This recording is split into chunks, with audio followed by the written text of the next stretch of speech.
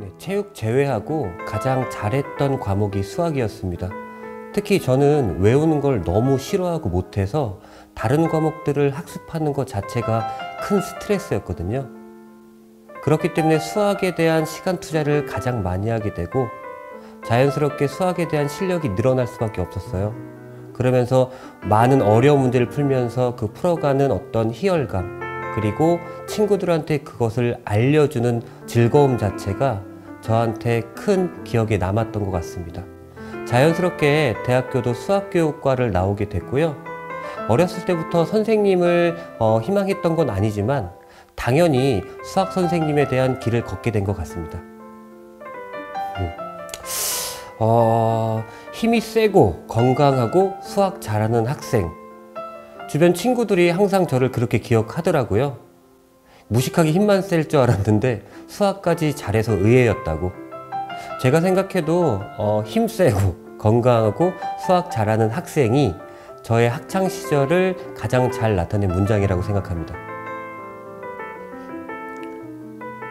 효과적인 지도를 위해서는 학생들의 성향 파악이 가장 중요하다고 생각합니다. 한 클래스의 모든 학생들이 한 선생님에게 그리고 동일한 수학적인 학습을 진행하게 되는데요. 사실상 학생들의 성실도라든가 이해도 그리고 성취도 자체가 전부 다 똑같지 않거든요.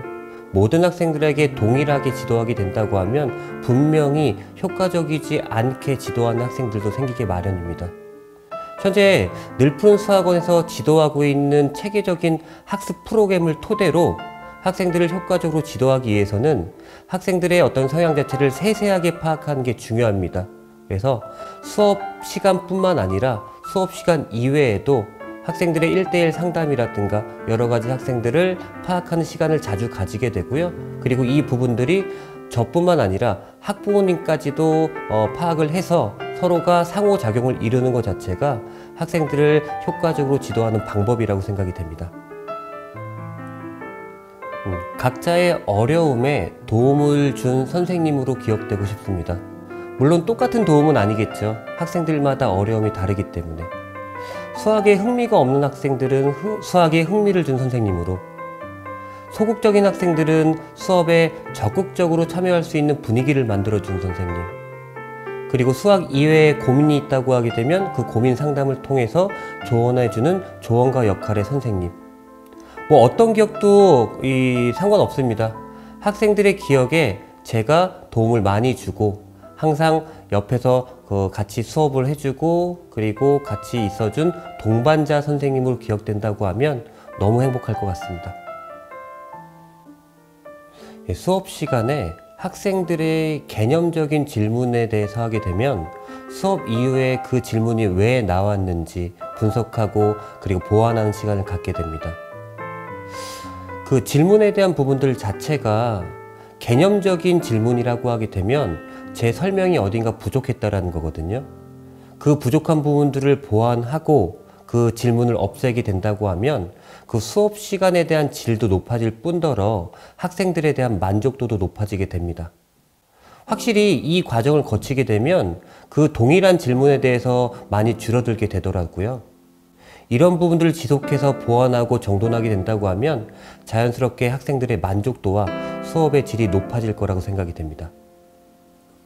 저희 늘푸른 수학원 초중등부는 모든 학생들의 실력에 맞게 반을 배정할 수 있는 다채로운 반이 개설되어 있습니다.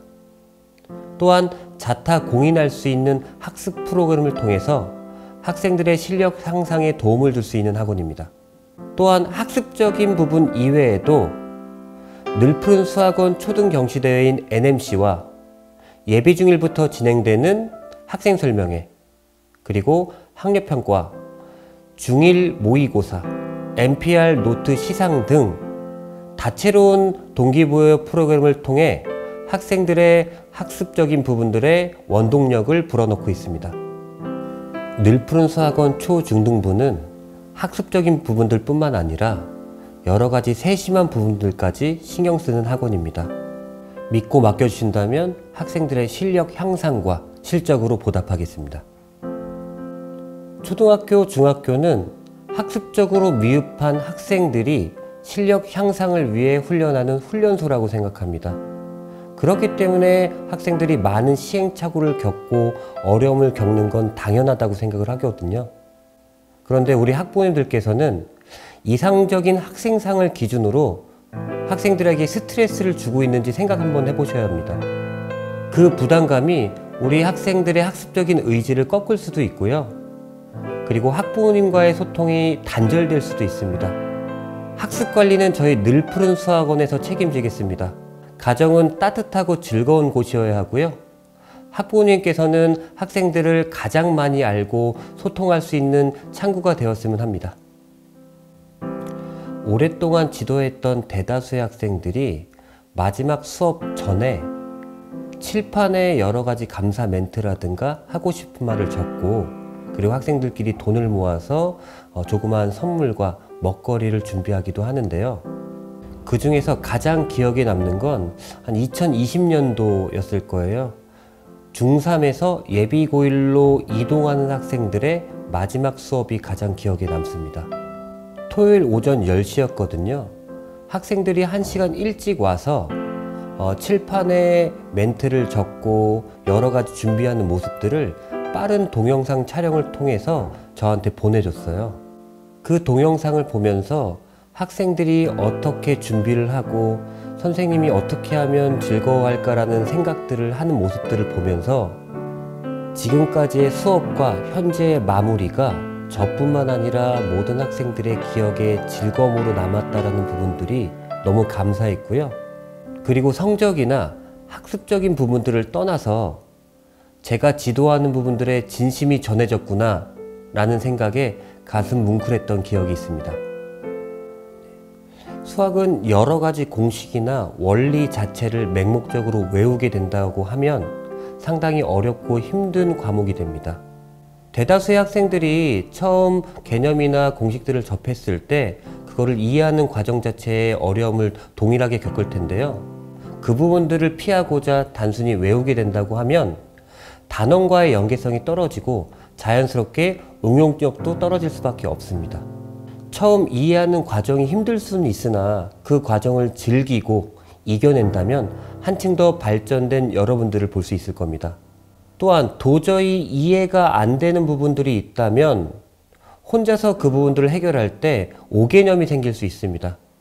혼자서 꽁꽁 싸매지 마시고 늘푸른 수학원 선생님과 적극적인 소통을 통해서 해결해 나가시기 바랍니다. 학생들에게 늘푸른 수학원이 수학과 과학에 대한 학습을 훈련하는 훈련소이듯 늘푸른 수학원은 저의 여러 가지 능력 자체를 발전시키고 성장할 수 있게 해주었고요. 한층 더 꿈에 다가갈 수 있게 해주는 저의 인생의 훈련소라고 생각을 합니다. 이제는 늘푸른 수학원을 운영하며 학생들과 학부모님들, 강사분들의 꿈에 한층 더 다가갈 수 있게 많은 도움을 드리고자 고뇌하고 노력하겠습니다.